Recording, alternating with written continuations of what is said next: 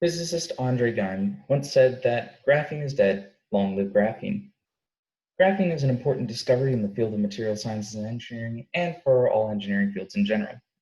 Howdy, my name is Max Wolff, and today I'm a sophomore in material science and engineering at Texas A&M University. Today, I'll be talking about what graphene is, how these properties lead to its uses, and some of the downsides that it may bring. Let's start off with what it is. Graphene is a material that is easily obtainable and one that has many useful properties.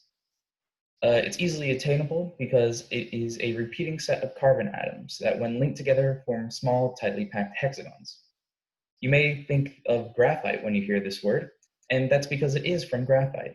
It's commonly found in pencil lead, and it's produced every single time you use a pencil. The marks on the paper that you have are graphene. It's also obtainable through something called the Scotch tape technique, which is what physicist Andrew Geim, the discoverer of graphene, used in his initial thing. You take a piece of Scotch tape, you put it on a block of graphite, and you peel off the Scotch tape, thus producing those small, thin sheets of graphene. Now, graphene's first observed property was its visibility, which is very odd considering that it is one atom thick. According to the American Institute of Physics in making graphene visible, it's normally observable under a microscope, and if placed under the right conditions, it's faintly visible to the human eye. Imagine putting your finger in front of a flashlight. You see the light come through it, and your finger looks red. Similarly, you can shine light on the graphene, and you can see all the graphene particles because it refracts the light quite easily. Graphene is also an excellent electrical conductor, far better than silicon that's currently used. Electron speeds are usually limited by how complicated the material is, but since graphene is so simple and pure, electrons have no problem moving at high speeds around it. In their journal From Strength to Strength, Jeroen van der Brink mentions electron mobility is 10 times higher in graphene than it is in commercial silicon products. This means that products that theoretically use graphene instead of silicon are quicker to process and send signals around. Sure, these properties are interesting on their own, but what can graphene be used for? Well, graphene's other properties lead to a variety of uses. Its closely packed shape doesn't let anything through it, even hydrogen atoms, which are the smallest atoms that we know of. Think of a sheet of graphene as a tightly knit blanket.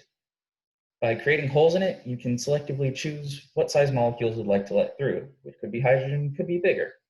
And by stitching the blanket together again, you would stop letting those molecules through. In doing so, you could actually create a gas sensor that could determine dangerous chemicals in the air, as stated in novel one-dimensional nanostructures by Mea Pan. It's also currently the strongest material that we know of, and thus has many uses in ballistics and durability. Phone monitors and touchscreens could use graphene in order to become more resistant to wear, scratching, and I'm sure we all know about dropping our phones. And its intense strength allows for use in body armor if it's layered with other graphene, and it would prove to be more lightweight than steel and Kevlar. It's also extremely useful for the environment, improving water filters and hydrogen-powered cars alike. Similar to the gas sensor, water filters can be made by removing an atom from the grid to filter ions. The way that carbon bonds in graphene makes it easy to hold a lot of hydrogen if those bonds are broken. Like in a blanket, if you unravel some of the threads from it, you can tie it to other objects like beads to decorate it. However, the miracle material can't come without a few downsides. Graphene's downsides actually prohibit its use in things that I've mentioned before. Graphene's conductivity is excellent, as I mentioned before. However, that conductivity can't be controlled or turned off. It's for this reason that it can't be used in common wires or implemented easily if we try to, say, hook it up to a light bulb circuit. It does also pose a danger with simply just handling graphene, as associating with it while it's charged or while you're trying to move it around in a charged environment, such as socks on a carpet, means that you will quite possibly get shocked in the process. Graphene can also oxidize fairly easily, which means that it usually has to be combined with other materials. The other materials serve as a protective coating, and normally that wouldn't be a problem, but we boasted graphene's atom-wide thickness before, so that detracts from it significantly. If the coating wasn't there, the graphene would clump up and become graphite again, or become graphene oxide, which is a material with different properties according to Dr. Omolchenko in technical physics letters. You may wonder why there's a small knife on the slide, and that's because graphene size means that it's sort of a small atomic knife. Being an atom thick or bigger depending on the coating that you put on it means that it can easily cut through skin, veins, and even cells.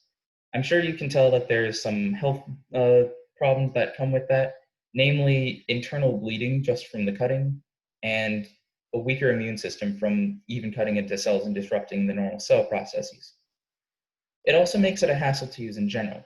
Without a sufficient coating applied to the graphene, it may cut various materials around it, like even steel. And until we know how to better process it, it's not viable enough to be mass produced and used in everyday products. Given these positives and negatives, it's up to producers to determine how we're going to use graphene in the future. In conclusion, graphene is a very interesting material, and it is an important discovery not only for material sciences, but for all engineering and production fields in general. I talked today about what graphene is, how it's pretty easy to obtain, the many appealing properties of it, and how it does bring some significant downsides that prevent its use. Take notes, because when you do, you're creating one of the most interesting materials known to material science and to engineering. Thank you for listening to me today. And here are the flashcards. All right.